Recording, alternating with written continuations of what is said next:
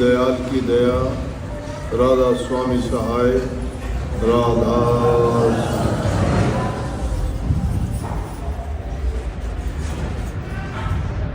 जैसा कि आपको पता है, शनिवार और रविवार सत्संग के दिन निर्धारित किए गए हैं। इन दिनों में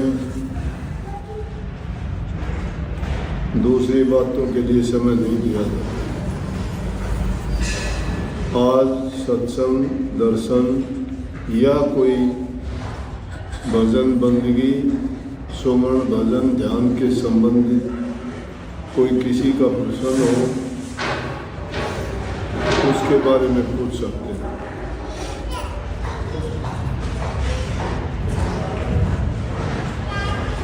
अभी जो वाणी थी उसमें सत्संग की महिमा दर्शाई बताई गई है। सत्संग कहते हो सत्य का संग। आजकल तो सत्संग के अर्थ मायने अलग ही लगा लें। कोई भी दो वाणी याद करता है, जाके बखान करना शुरू कर देता है, या किसी की व्याख्या की हुई पहली हो उन बातों को दोहराते रहते हैं। दो चार शब्द गाए, सत्संग हो गया।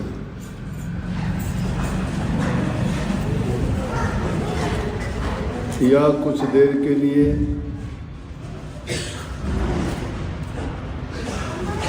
कीर्तन कर लेते हैं किसी नाम का। सत्संग बहुत ऊंची चीज है। ये भी मैं ये नहीं कहूँगा कि इनका कोई फायदा नहीं, वो भी इंसान को प्रेरित करते हैं कि प्रभु के नाम का गुणगान किया जाए। सत्संग उस नाम से संबंधित वो कड़ी है जो उस नाम का ही गुणगान करता है। उसमें अपने अलग अलग जितने अनुभव हैं वो समझाए बताए जाते हैं। साधक के रास्ते में आने वाली बाधाएं, उनके बारे में हर सत्संग में जो जो सत्संगों के सामने कठिनाइयाँ परेशानियाँ आती हैं उनको समझाया जाता है, उसका भेद बताया जाता है कि हमारे लिए क्या करना, किस तरह करना उचित रहेगा। तो सत्संग की महिमा ये है कि सत्संग के समान दूसरी चीज़ नहीं। सत्संग के बारे में अगर पूछना चाहो तो वशिष्ठ मुनि अपने समय के बहुत बड़े मुनि हैं और विश्वामित्र भी उनसे कम नहीं थे। तो सत्संग की और तप की जब आपस में तुलना करने लगे, वशिष्ठ जी सत्संग करते थे और वो तप करते थे। वो तप की महिमा गाते थे, कहते तप बड़ा है, वशिष्ठ जी कहते थे सत्संग बड़ा है। अब इस चीज का फैसला कौन करे?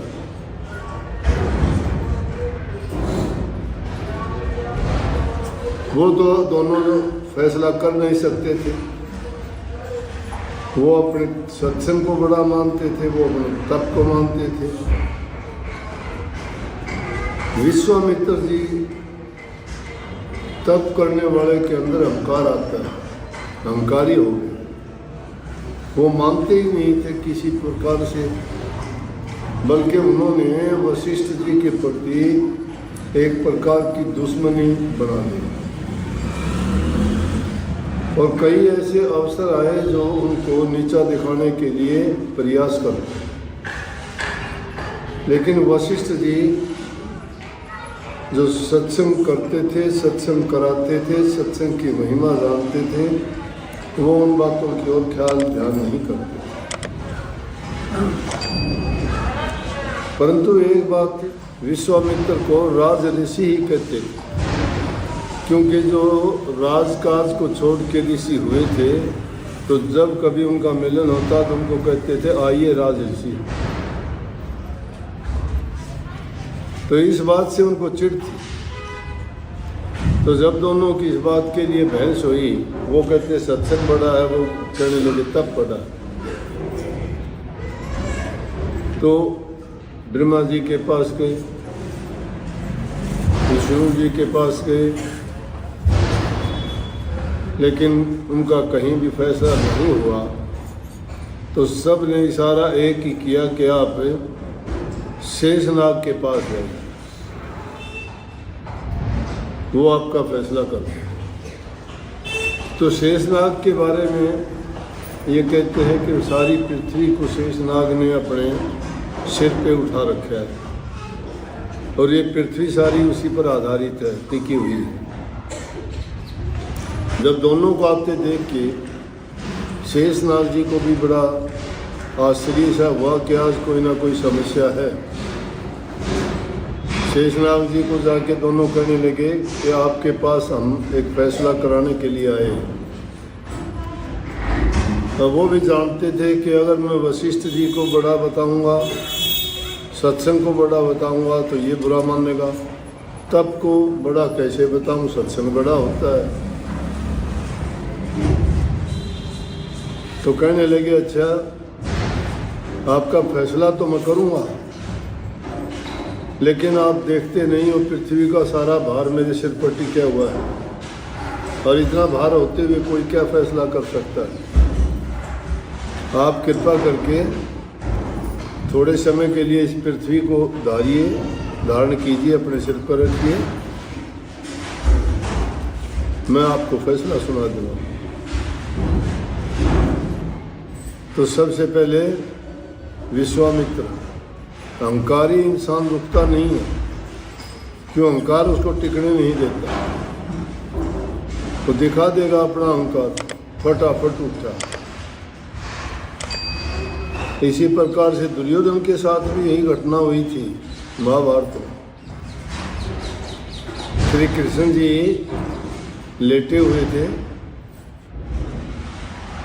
और उसी टाइम वहाँ पे दुर्योधन भी चले गए और युधिष्ठिर भी चले गए। दोनों वहाँ पहुँचे तो कहने लगे ये अहंकार के लिए कह रहा हूँ मैं, अभिमान या अहंकार का हो इंसान बहुत जल्दी तुनक मिजाजी करता है, बहुत जल्दी बोलना शुरू कर देता है, किसी की सुनना भी नहीं चाहता, अपने को सर्वोपरि मानता है।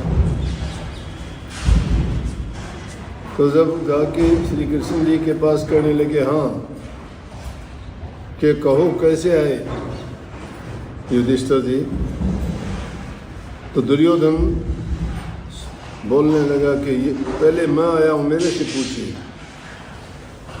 बोला चलो आप बता दो कि हमारा युद्ध होने वाला है और युद्ध में हम आपके पास आए हैं, हमारा साथ दो, आप किसका साथ दो। उनको लिए दोनों बराबर थे। कहने लगे कि आपके पास दो विकल्प हैं, एक तरफ तो मैं हूँ अकेला और एक तरफ है मेरी सेना, किसको क्या चाहिए आप फैसला करके आप बता दो। बोला पहले मुझे चॉइस होनी चाहिए, मेरा अब अधिकार है, मैं पहले आया। हाँ बोला कि आपका अधिकार है, आप बोलिए। दुर्योधन ने सोचा इसे एक अकेले का क्या करूँगा, ये क्या युद्ध करेगा, पूरी सेना ले लेता हूँ। बोला मुझे तो आपकी सेना चाहिए। बोले जा हो गया। इसलिए आदमी जो धैर्य रखता है, अगर वो थोड़ा सा वक्त का इंतज़ार करे तो उसके हक में सारी चीज़ें परिस्थितियाँ अपने आप हो जाती हैं। और अगर कोई अभिमान के बस होके और इस तरह की तुनक मिजाजी दिखाए, अभिमान दिखाए, गरूर दिखाए, वो इंसान हमेशा नुकसान ही उठाता है। धीरज और धर्म ये दोनों चीज़ें विपत्ति काल में ही परखी जाती हैं।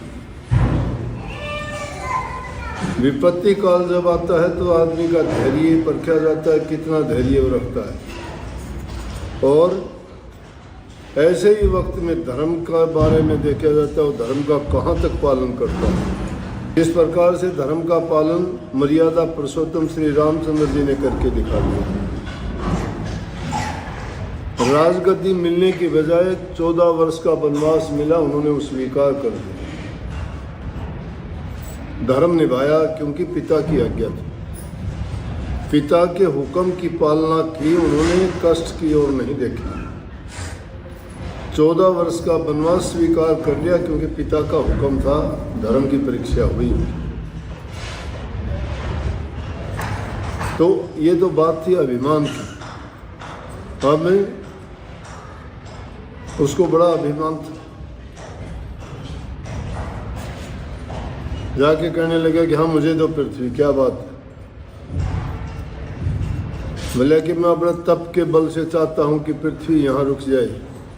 अब पृथ्वी को लेके, और पृथ्वी रुकी नहीं। बोला क्या करते हो, ये पृथ्वी नीचे की ओर जा रही है, रुकी नहीं।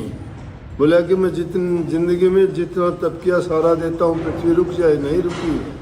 बोला जी मेरे से नहीं रुकी। शेषनाग जी ने ले ली और लेके कहने लगे वशिष्ठ जी आप आइए। जब वशिष्ठ जी ने ली तो वशिष्ठ जी ने कहा मैं एक घड़ी का सत्संग देता हूँ। पृथ्वी को उन्होंने रोक दिया, पृथ्वी रुक गई वहीं पे। शेषनाग जी कहने लगे जाइए आप।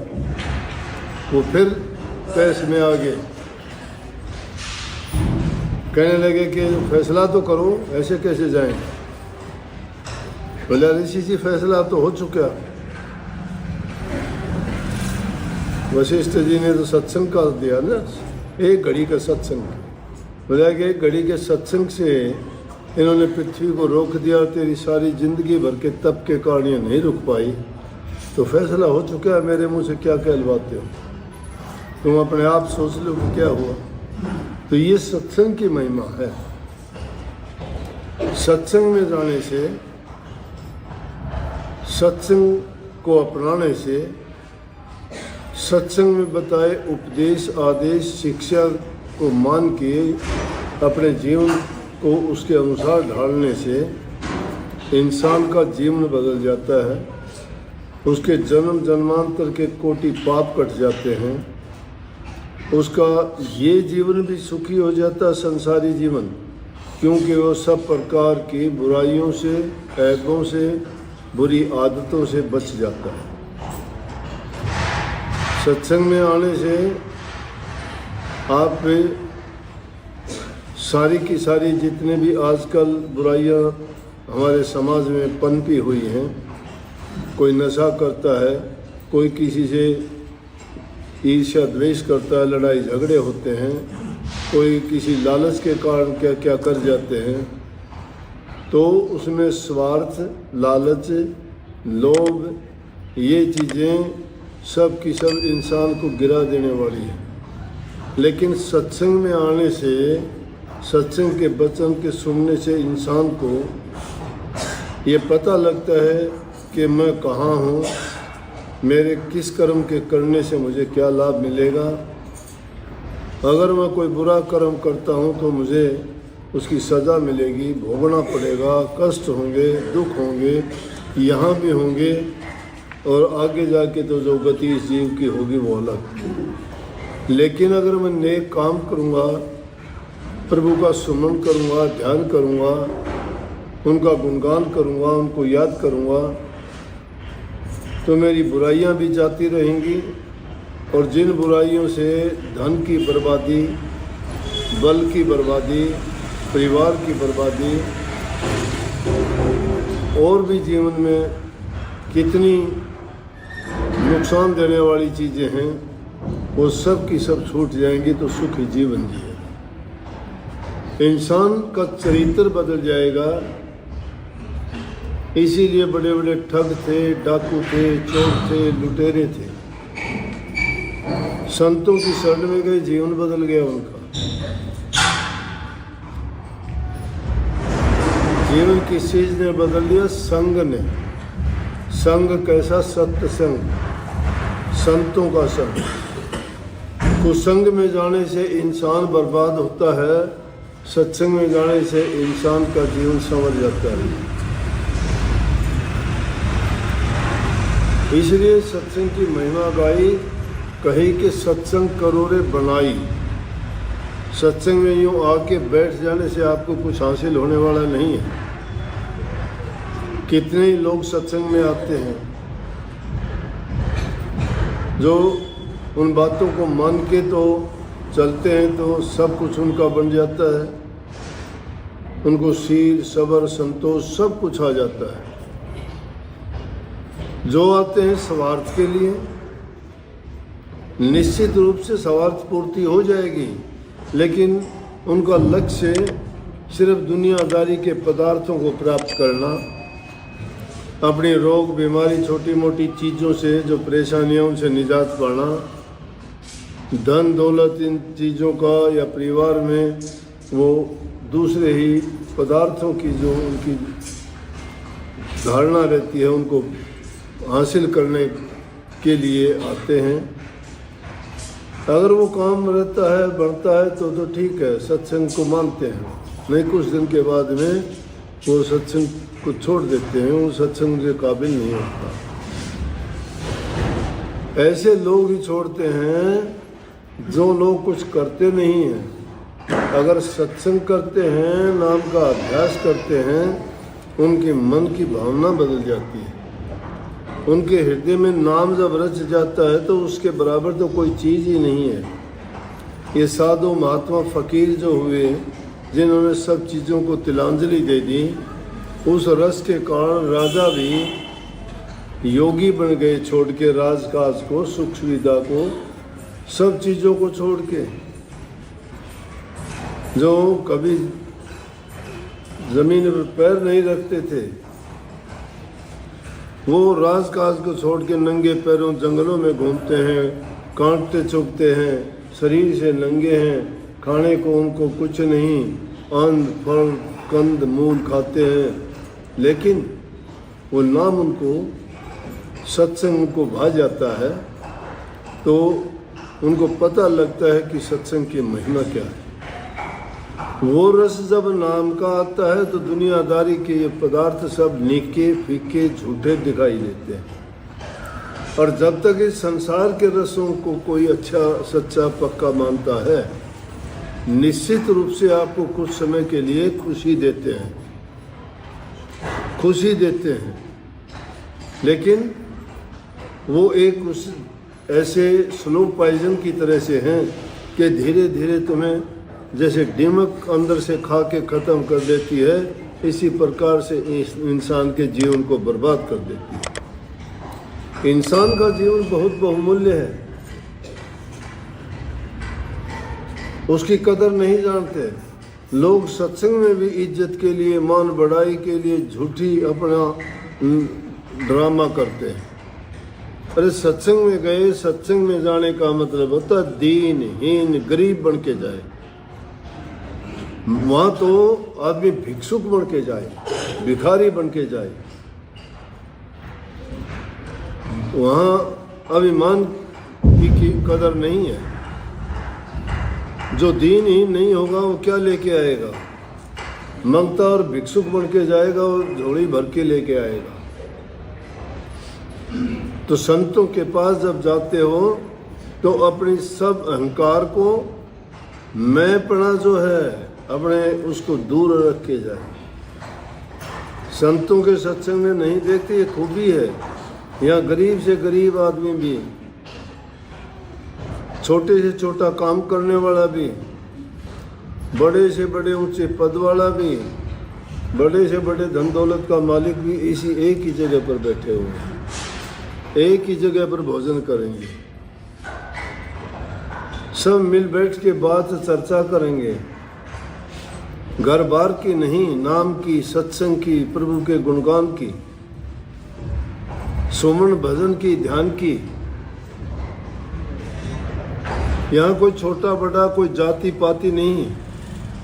और एक दूसरे से इतने प्यार से मिलते हैं, इतना प्यार घरों में नहीं होता।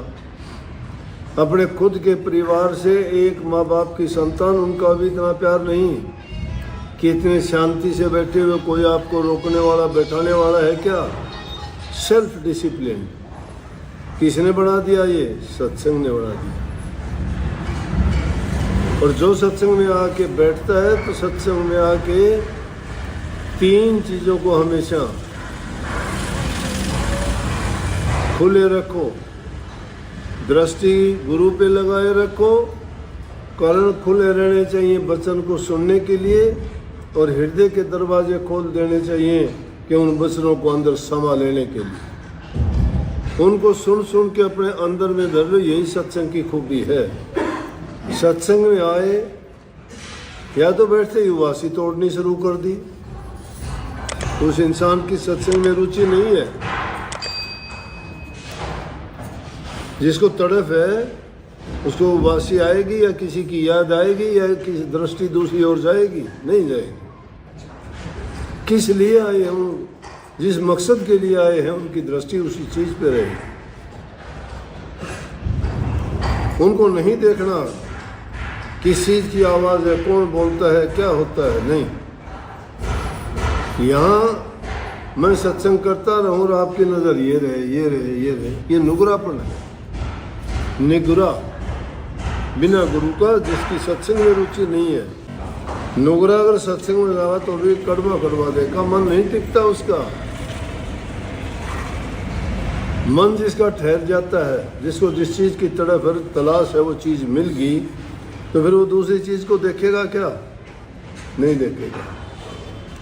इसलिए दरस करो गुरु आंखन से, वचन सुनो श्रवण से। दरस आंखों से करो, वचन कानों से सुनो। सतगुरु वो है जिन्होंने खुद सत्य की तलाश कर ली, जो सत्य को जाना ही नहीं। ना सेवा, ना बंदगी, ना भजन, ना सुमन, ना ध्यान। सेव बंदगी भजन जिसने नहीं जाना, अपने आप को सत्संगी मत मानो। ये राजे महाराजाओं का दरबार नहीं। हम सब मांगते हैं, भिखारी हैं उस दर के, नाम के भिखारी हैं। दाता तो एक ही है, परमात्मा, वो सबको देता है। उससे मांगो, पुकार करोगे, वो किसी को खाली नहीं जाने देता। लेकिन हम तो क्या करते हैं, हम ही सर्वे सर्वा बन जाते हैं। हमारी बुद्धि हमको भरमा देती है। बुद्धि पर कब्जा माया का है, मन पर काल का है। मन और माया दोनों लूटते हैं इंसान को, कभी किसी चक्कर में, कभी किसी चक्कर में, कभी लालच में, कभी लोभ में, कभी अभिमान में, कभी लड़ाई झगड़े में, कभी ईर्ष्या में, कभी द्वेष में। क्या करते हैं? ये वो चीज है, ये दुश्मन ऐसे हैं जो हमारे अंदर में रहते हैं, बाहर नहीं। बाहर के दुश्मन नहीं ये अंदर के दुश्मन है जो हमें खोखला कर देते हैं। जो इंसान अंदर में जैसा होगा, बाहर प्रकट हो जाएगा। सबको बहुत बहुत आशीर्वाद।